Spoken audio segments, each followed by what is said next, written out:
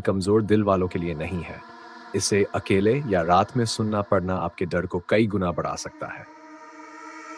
ये कहानी है उस गांव की जहां सूरज डलते ही लोग अपनी चौखटों पर तांबे की कीलें ठोक देते थे।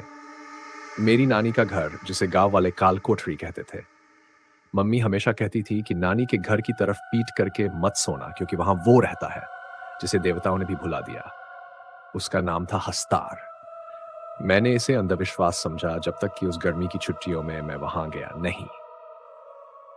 नारायणपुर का वह घर, नारायणपुर का वह पुश्तैनी मकान मिट्टी और पुराने पत्थरों से बना था। नानी हमेशा अपनी कमर में एक भारी पीतल की चाबी लटकाए रहती थी। घर के सबसे पिछले हिस्से में एक बंद कमरा था, जहां से हमेशा सड़ी हुई मिट्टी और ताजे खून की गंध आती थी।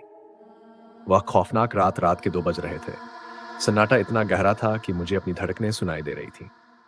तभी आंगन से आवाज आई, घिस घिस घिस। मैंने खिड़की से झांका। आंगन के बीचों बीच नानी बैठी थी, लेकिन वो नानी जैसी नहीं लग रही थी। उनके बाल खुले थे। वो जमीन पर कोयले से एक अजीब सा घेरा बना रही थी। घेरे के बीच एक मिट्टी की मूर्ति रखी थी, जिसकी आकृति इंसान जैसी नहीं थी। वह हस्तार था। नानी धीमी आवाज में फुसफुसा, हस्तार, जाग, जो भूख सदियों से अधूरी है उसे आज शांत कर। काला जादू। अचानक नानी ने अपनी हथेली पर चाकू फेरा। काला गाढ़ा खून उस मूर्ति पर गिरने लगा। जैसे ही खून ने मूर्ति को छुआ, कमरे की हवा बर्फीली हो गई। मिट्टी की मूरत हिलने लगी। उसके लंबे नुकीले नाखून फर्श को कुरेदने लगे। तभी नानी की नजर मुझ पर पड़ी। उनकी आंखें पूरी तरह सफेद हो चुकी थीं। उन्होंने मेरी तरफ इशारा किया और वह साया, हस्तार, अंधेरे में घुलकर मेरी खिड़की की तरफ बढ़ने लगा। दरवाजे पर आवाज आई, खुरच खुरच। मेरे कमरे के दरवाजे पर उसके पंजों के निशान पड़ने लगे। बाहर से नानी की डरावनी हंसी, सोना नहीं, मांस चाहिए। कमरे में मौत खुरच खुरच अब भारी प्रहार में बदल चुकी थी। कमरे में सड़ी हुई लाशों जैसी बदबू फैल गई।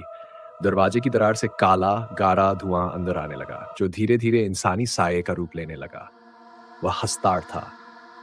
उसकी उंगलियां असाधारण रूप से लंबी थीं। चेहरे की जगह केवल एक गहरा गड्ढा, जिससे भूख की लालसा टपक रही थी। आंगन में नानी अभी मंत्र पढ़ रही थी। उनकी आवाज किसी जानवर के गुर्राने जैसी हो चुकी थी। लालच की याद जैसे ही हस्तार मेरी ओर बढ़ा, मुझे नानी की कही एक बात याद आई। वो उसकी अपनी लालच ही बांध सकती है। Close quote. मेज पर नानी की वही पुरानी पीतल की चाबियों का गुच्छा पड़ा था। मैंने कांपते हाथों से उसे उठाया और कमरे के कोने में रखे उस पुराने संदूक की ओर फेंक दिया, जिसे कभी खोला नहीं गया था। लालच का जाल, चाबियों की खनक हुई। उसकी गर्दन ऐसे डिग्री मुड़ी। वह सोने और खजाने का भूखा देवता था। वह मेरी ओर नहीं, बल्कि संदूक की ओर रेंगने लगा। उसके हिलने की आवाज ऐसी थी जैसे सूखी हड्डियां टूट रही हों। आग और बलिदान में मौका पाकर बाहर भागा। आंगन में नानी जमीन पर औंधे मुंह गिरी थी। उनका शरीर पीला पड़ चुका था। हस्तार को बुलाने की कीमत, नानी की जान। आंगन के कोने में केरोसिन का डिब्बा पड़ा था। मैंने पूरे आंगन और उस कमरे के दरवाजे पर तेल छिड़क दिया। माचिस जलाई। एक भयानक चीख गूंजी। वह इंसानी नहीं थी। ऐसा लगा जैसे पाताल से कोई चिल्ला रहा हो। पूरा कालकोठरी मकान आग की लपटों में घिर गया।